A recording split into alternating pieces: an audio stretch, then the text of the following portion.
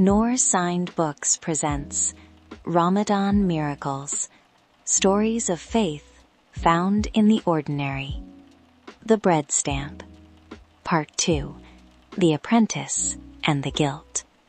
Istanbul, Ramadan.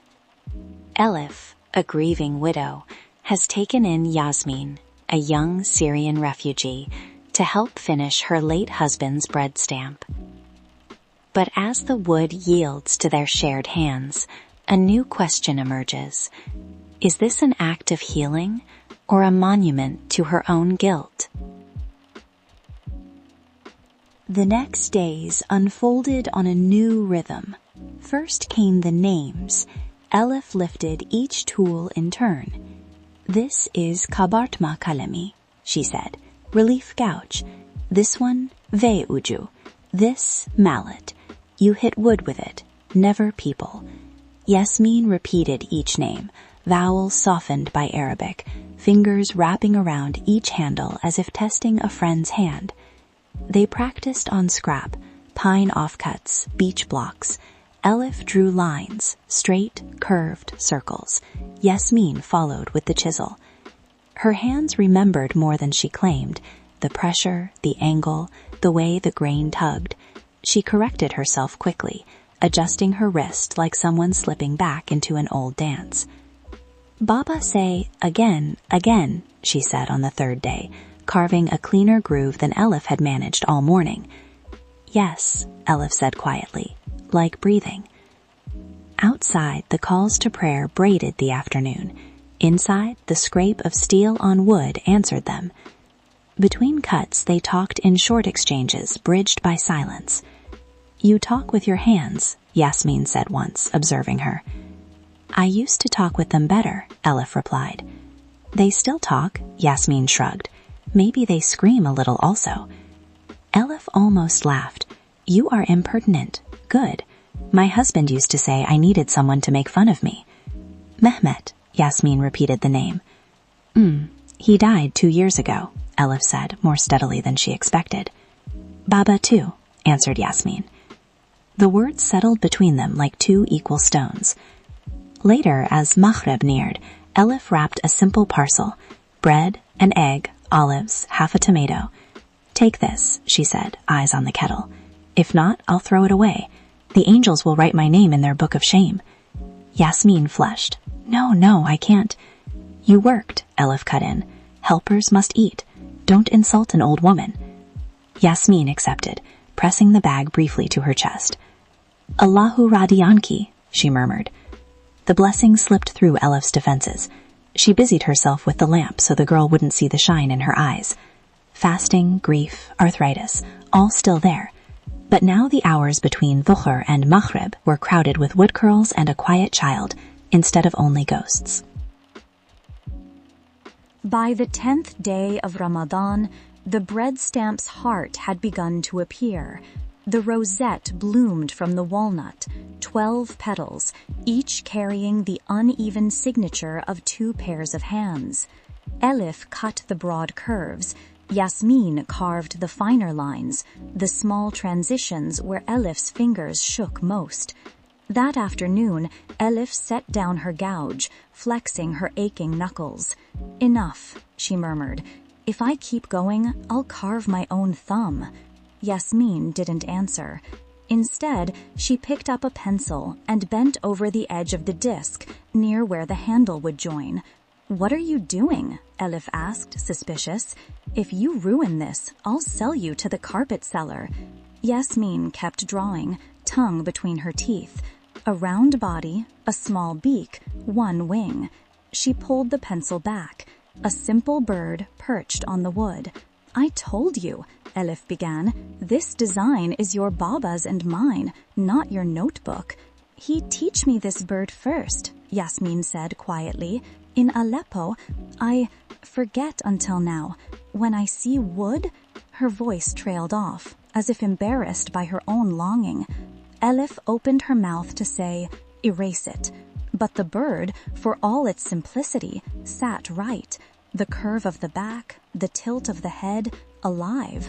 In that childish outline, she saw a 6-year-old's hands guided by her father's, years without tools, a first act of creation in exile, Mehmet's rosette, her calligraphy still only on paper, Yasmin's bird in the corner.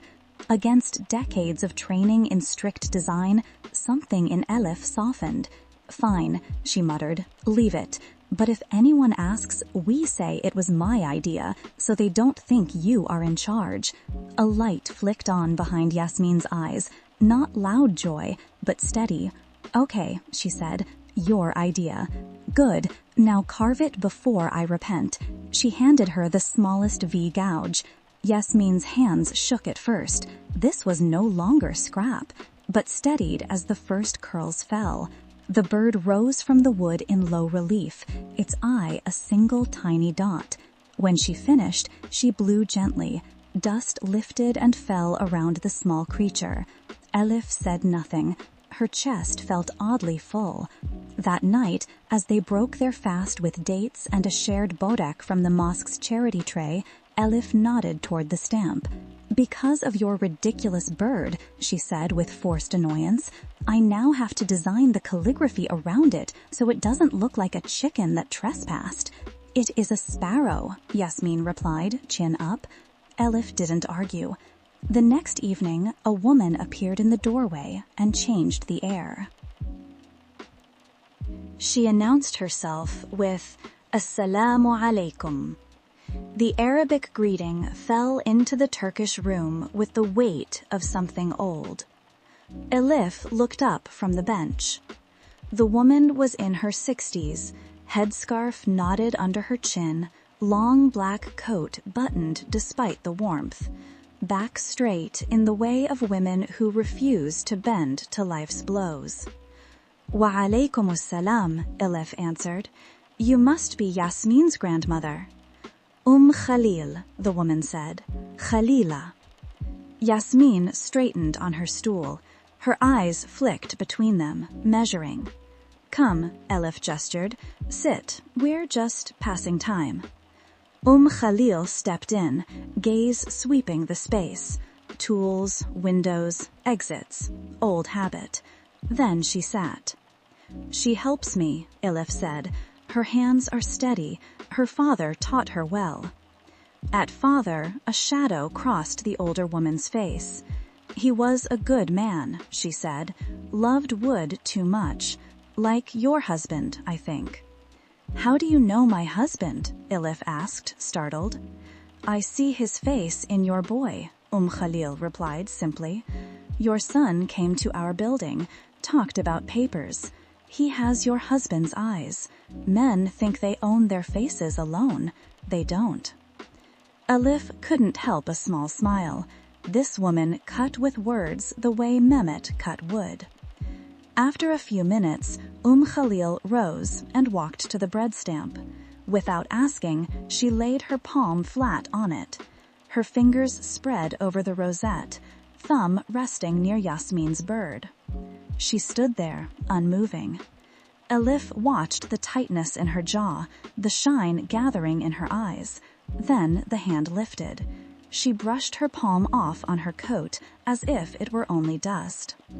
"My mother had one of these," she said, "in Hama, for Eid al-Fitr bread. It had a star." She tapped one of Mehmet's penciled stars on the edge. "No writing. We were poor. We didn't need a law to write blessing on our bread to know we needed it." "This one will say, Barakallahu lakum," Elif replied, "if we manage not to massacre the letters." "You will," Khalil said. Her eyes finally met Elif's, really looking. "Your hands shake." "They do," Elif said. "Too much for some things, not enough for others. Then it is good Allah sent you extra hands." Her gaze flicked toward Yasmin. Elif's throat tightened. "It is good," she agreed. They drank tea together in the back room, conversation a mix of Arabic, Turkish, and the shared language of widows. When Khalil left, she paused in the doorway.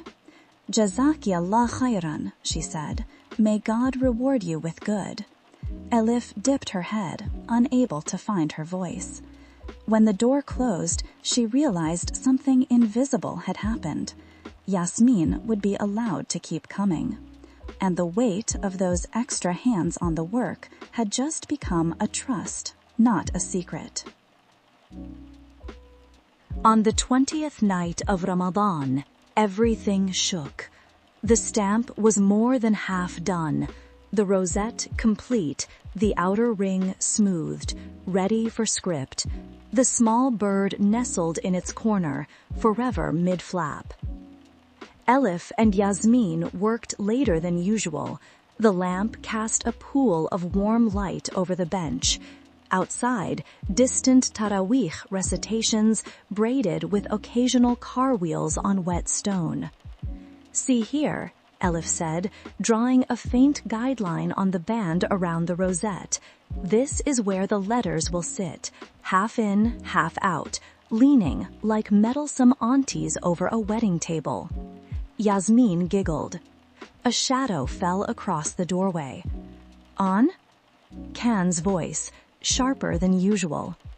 Elif looked up, pencil hovering. Yasmin straightened, hand freezing over the wood. "You're here late," Elif said. The clock crept past 10. "I went by the house. You weren't there." He stepped in. His eyes landed on Yasmin, then narrowed slightly. "Who is this?" he asked. On the surface, simple.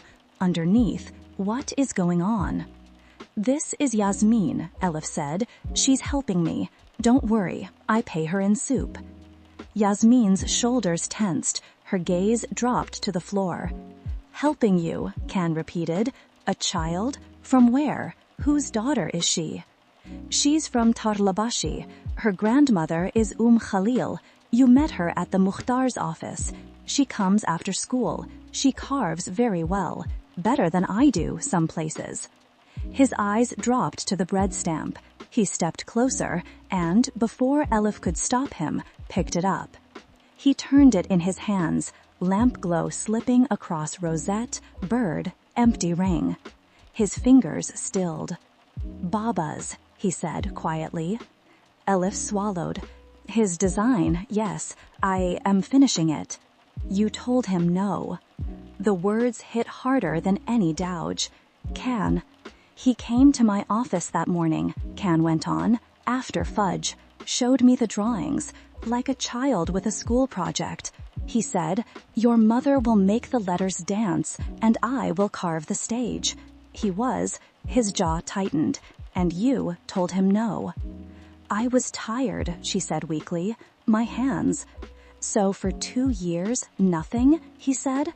"And now you find a random child," his hand jerked toward Yasmin, "and decide to start, in the last 10 days, in a workshop that needs a permit to stand?" He set the stamp down, too gently. "What are you doing, Anne?"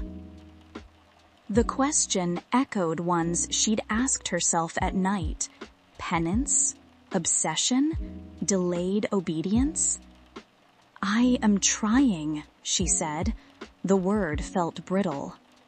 "There are laws," he pushed. "If she cuts herself here, if her grandmother accuses you of using her, you can't just adopt a Syrian from the street and—" He caught Yasmin's flinch too late. "Don't talk about her like she isn't here," Elif snapped. Heat rose in her chest. "And don't talk about my guilt like you're giving a Friday khutbah. You don't know what's in my chest." "I know you're not eating," he shot back. "You barely sleep. You sit here in this cold room with," he gestured, "this, instead of praying, instead of living." "She is helping me," Elif said more quietly, "and I am helping her." "How?" His voice cracked. "By carving blessings into bread no one will bake?" Silence fell. Finally, he exhaled, defeated. "I can't do this now."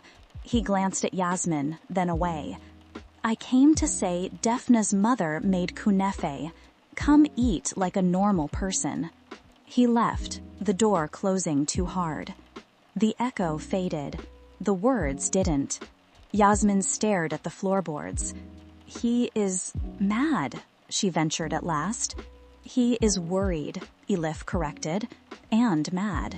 "You mad?" Yasmin asked. "Yes," Elif admitted. "At him, at myself, at God sometimes." "In Aleppo," Yasmin said slowly, "my auntie say, when she mad at Allah, he can take it. He big, not baby. You can shout." Despite herself, Elif huffed a laugh.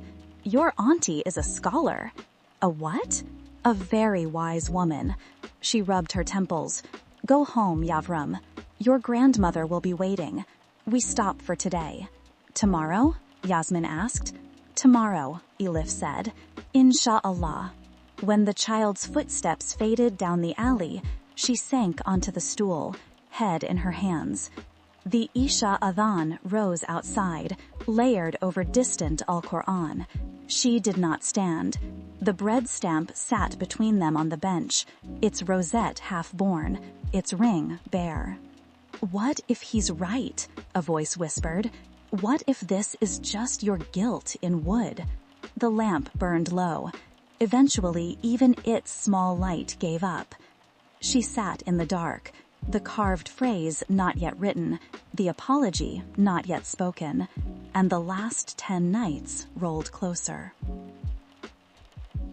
You've been listening to Ramadan Miracles, a Noorsign Books original. In the quiet workshop, 2 women from different worlds find a common language in wood and loss. But when a son's accusation echoes a widow's deepest fear, the line between a shared blessing and a private penance begins to blur. If you enjoyed this, please subscribe and hit the bell so you don't miss the next miracle. Visit noorsignbooks.com to join our community and get the full collection. Jazakumullah khairan.